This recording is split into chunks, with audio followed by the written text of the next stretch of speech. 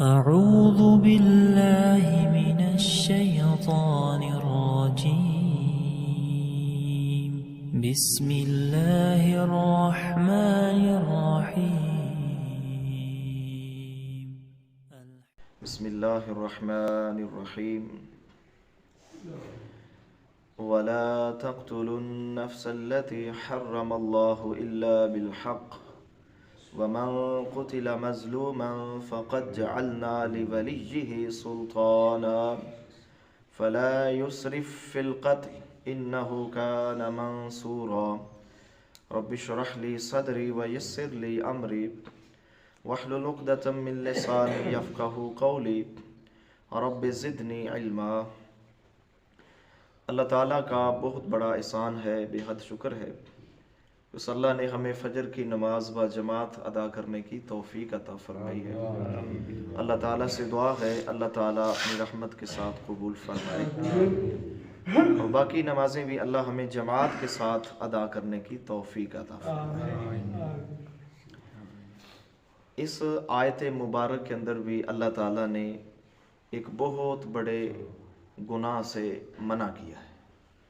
اللہ روک رہے ہیں کہ وَلَا تَقْتُلُوا النَّفْسَ الَّتِي حَرَّمَ اللَّهُ إِلَّا بِالْحَقِّ، کہ نہ تم کسی جان کو قتل کرو سوائے حق کے، یعنی کسی انسان کو ناحق قتل نہ کرو۔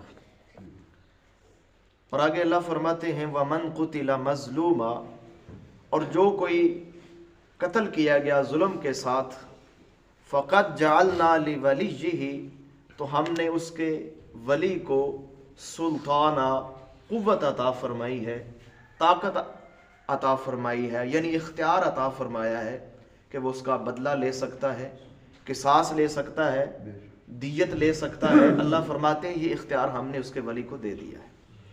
اور آگے اللہ فرماتے ہیں اس ولی کو کہ فلا یسرف فی القتل، کہ جب وہ ولی اپنے مقتول کا بدلہ لے گا تو اس کے اندر زیادتی نہیں کرے گا۔ زیادتی اس کے اندر کیا ہے کہ جس نے قتل کیا ہے یہ نہ ہو کہ اس کو چھوڑ دیا کسی اور کو قتل کر دیا جائے، یا یہ ہو سکتا ہے کہ جو اس کے ساتھ شامل ہیں مشورے میں اس کو بھی قتل کر دیا جائے، یا یہ ہو سکتا ہے کہ جب اس کو قتل کیا جا رہا ہو تو اس کی لاش کا مسئلہ کیا جائے، تو یہ زیادتی کے اندر آتا ہے۔ یعنی جس نے قتل کیا ہے بدلے میں اس کو ہی قتل کیا جائے گا، کسی اور کو قتل نہیں کیا جائے گا۔ اور آگے اللہ فرماتے ہیں کہ اِنَّهُ كَانَ مَنْصُورًا، یہ جو مقتول کا ولی ہے اللہ فرماتے ہیں ہم نے اس کی مدد کی ہے، یہ مدد کیا ہوا ہے، یعنی مسلم حکمران بھی اور مسلمان لوگ بھی اس کی مدد کریں گے، بلکہ اللہ بھی دنیا اور آخرت کے اندر اس کی نصرت کرے گا۔ یعنی یہ اللہ تعالیٰ نے اس مقتول کے ولی کو اللہ تعالیٰ نے یہ اختیار دیا، یہ اس کی مدد کی ہے۔ اب میرے محترم بھائیوں، قتل جو ہے کسی مسلمان کا ناحق قتل کرنا کتنا بڑا جرم ہے۔ ہم پیچھے پڑھ کے آئے ہیں، سورہ النساء ہے، آیت نمبر 93 ہے، 93 آیت نمبر ہے، اللہ تعالیٰ اس کے اندر بہت زیادہ سختی کے ساتھ اللہ سزائیں بیان کر رہے ہیں جو کسی مومن کو جان بوجھ کر قتل کر دیتا ہے۔ اللہ فرماتے ہیں کہ جو بندہ کسی مومن کو جان بوجھ کر قتل کرتا ہے پہلی اس کی سزا کیا ہے؟ فَجَزَاءُ جَهَنَّمْ خَالِدًا فِيهَا، پہلی سزا اس کی یہ ہے کہ وہ جہنم کے اندر ہمیشہ ہمیشہ رہے گا۔ دوسری سزا کہ اللہ فرماتے ہیں میں اس کے اوپر غضبناک ہوا ہوں۔ تیسری سزا کہ اللہ فرماتے ہیں وَلَعَنَهُ، میں نے اس کے اوپر لعنت کی ہے۔ چوتھی سزا یہ ہے کہ میں نے اس کے لیے عذاب عظیم تیار کر رکھا ہے۔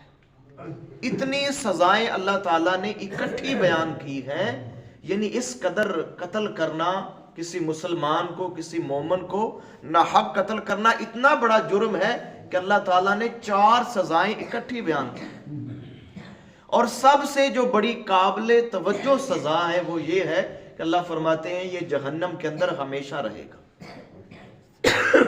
یہ دیکھیں ہمیشہ کا لفظ ہے کہ جہنم کے اندر ہمیشہ رہے گا۔ تو بعض مفسرین یہ بھی کہتے ہیں کہ جو مومن کو جان بوجھ کے قتل کرتا ہے اللہ اس کی توبہ قبول نہیں کرتا، وہ جتنی بھی توبہ کر لے وہ ہمیشہ ابدی جہنمی ہے۔ یعنی اتنا بڑا سخت گناہ ہے، کبیرہ گناہ ہے۔ اور بعض مفسرین کہتے ہیں کہ اللہ تعالیٰ معاف کرنے پہ قادر ہے، اللہ جس کو چاہے معاف کر دے، جس کو چاہے نہ معاف کرے، اس کے اختیار کے اندر، اس کو پوچھنے والا کوئی نہیں۔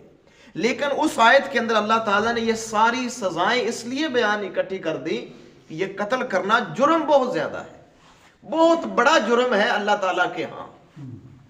اور میرے محترم بھائیوں، جناب محمد الرسول اللہ صلی اللہ علیہ وسلم کی حدیث دیکھتے ہیں، صحیح بخاری کے اندر 6878 نمبر کے اوپر حدیث موجود ہے۔ میرے نبی نے فرمایا کسی بھی مسلمان کا خون دوسرے مسلمان کے لیے حلال نہیں ہے، یعنی کسی کو ناحق قتل کرنا، کسی کا خون بہانا جائز نہیں ہے، مگر 3 صورتیں ہیں۔ ایک صورت تو یہ ہے کہ جان کے بدلے جان، یعنی اگر اس نے قتل کیا ہے تو اس کے بدلے میں اس کو قتل کیا جائے گا۔ دوسری صورت یہ ہے کہ اگر وہ غیر کنوارا ہے، یعنی شادی شدہ زانی ہے، تو ثبوت پورے ہیں تو پھر اس کو قتل کر دیا جائے گا۔ تیسری صورت یہ ہے کہ اگر وہ اسلام سے پھر جاتا ہے، مرتد ہو جاتا ہے، پھر اس کو قتل کیا جائے گا۔ اسی طرح اور صحیح بخاری کے اندر حدیث کے اندر کچھ باتیں ہیں کہ جو اللہ کے نبی کو گالی دیتا ہے وہ بھی واجب القتل ہے، یعنی اس کو بھی قتل کر دیا جائے گا۔ ایک اور صورت یہ ہے کہ جو بندہ کسی اپنے محرم رشتے سے شادی کرتا ہے، یعنی جن عورتوں سے نکاح جائز نہیں ہے، جو اس کی محرم ہے، اگر ان سے وہ شادی کرتا ہے تو پھر اس کو قتل کر دیا جائے گا کہ اس نے بھی حد توڑی ہے۔ تو میرے محترم بھائیوں، اس آیت کا خلاصہ یہ ہے کہ کسی جان کو ناحق قتل نہ کیا جائے۔ آج ہم اپنے معاشرے کے اندر دیکھیں محترم بھائیوں، تھوڑا سا غصہ آ جائے تو انسان کی کوشش یہ ہوتی ہے کہ میں اگلے بندے کو مار ہی ڈالوں، میں اس کی جان ہی لے لوں۔ میرے محترم بھائیوں، اتنا بڑا گناہ ہے کہ اللہ اس کے اوپر لعنت بھی کر رہے ہیں، غضبناک بھی ہوئے ہیں، اس کے لیے عذاب عظیم ہے، جہنم کے اندر ہمیشہ ہمیشہ رہے گا۔ تو کبھی بھی محترم بھائیوں غصے کے اندر آ کر یا کبھی اونچ نیچ ہو جاتی ہے تو یہ کبھی ذہن کے اندر خیال نہ آئے کہ میں اگلے مسلمان بھائی کی جان لے لوں۔ یہ بہت بڑا گناہ ہے، بہت بڑا گناہ ہے۔ اللہ سے دعا ہے اللہ تعالی ہمیں محفوظ فرمائے۔ اور میرے محترم بھائیوں، اس آیت کے اندر اللہ تعالیٰ نے جو اس کا جو مقتول ہے اس کے ولی کو اللہ نے اختیار دیا ہے کہ وہ قصاص بھی لے سکتا ہے، دیت بھی لے سکتا ہے، معاف بھی کر سکتا ہے، اور لیکن ان سارے معاملات کے اندر وہ زیادتی نہیں کرے گا۔ یہ اللہ کی اس کے اوپر رحمت ہے کہ اللہ نے اس کی مدد کی ہے کہ مسلمان بھی اس کی مدد کریں گے، مسلم حکمران بھی اس کی مدد کرے گی۔ اگر قاتل جو ہے وہ اگر بھاگتا ہے، وہ اس کے اوپر قصاص کے اوپر یا دیت کے اوپر نہیں آتا، تو یہ لازم ہے مسلم حکمران کے اوپر کہ اس کو پکڑے اور اس سے قصاص دلوائے۔ یہ اللہ تعالیٰ نے واجب قرار دیا ہے مسلم حکمران کے اوپر۔ اللہ سے دعا ہے اللہ عمل کی توفیق عطا فرمائے۔